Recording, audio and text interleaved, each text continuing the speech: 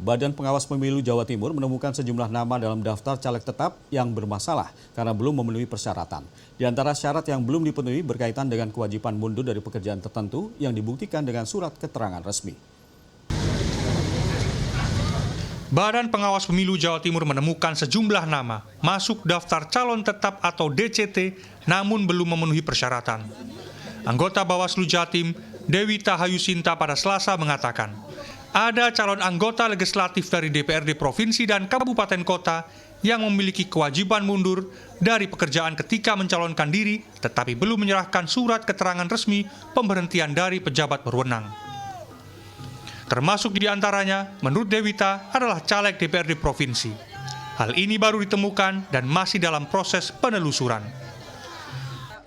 Sementara sejumlah caleg DPRD Kabupaten Kota baru menyerahkan surat pernyataan dalam proses mundur, tetapi belum menyerahkan surat keputusan pemberhentian resmi sampai penetapan DCT pada 3 November 2023. Nah, itu kami sudah melakukan saran perbaikan kepada KPU Jawa Timur sejak bulan lalu ya, sejak bulan Oktober.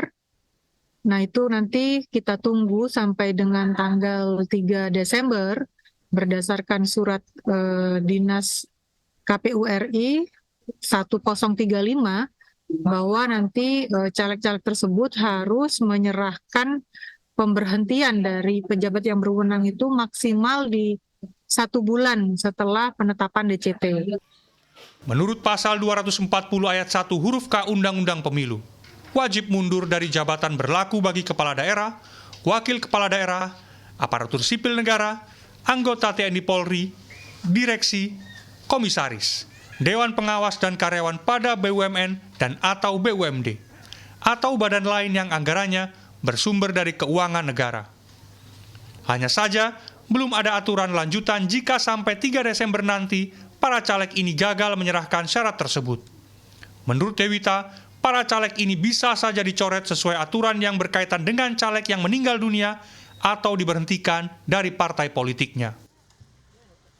Dan kalau menurut pendapat kami, tentu saja ini kami harus konsultasi dulu ya ke Bawaslu RI, tentu memperlakukan caleg yang belum administrasinya belum lengkap sampai dengan 1 bulan setelah penetapan DCT, itu mengikuti PKPU 10 yang pasal 87.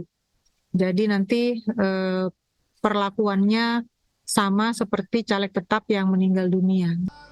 Komisioner KPU Jawa Timur, Insan Koryawan membantah temuan Bawaslu soal adanya nama dalam DCT yang belum memenuhi persyaratan. Melalui pesan singkat kepada CNN Indonesia Selasa ini, Insan mengatakan semua persyaratan sudah dilengkapi sebelum penetapan DCT. Saat ini, KPU Jatim sudah mengumumkan DCT di website dan media massa. Tahap selanjutnya adalah pencetakan surat suara. Sebelumnya, KPU Jawa Timur merilis total caleg yang masuk DCT pada pemilu 2024 sebanyak 1.632 orang. Para caleg berasal dari 18 partai politik dan tersebar di 14 daerah pemilihan. Rinciannya, 975 caleg laki-laki dan 657 caleg perempuan. Menurut rilis KPU Jawa Timur, seluruh parpol telah dinyatakan lebih dari 30% memiliki keterwakilan caleg perempuan.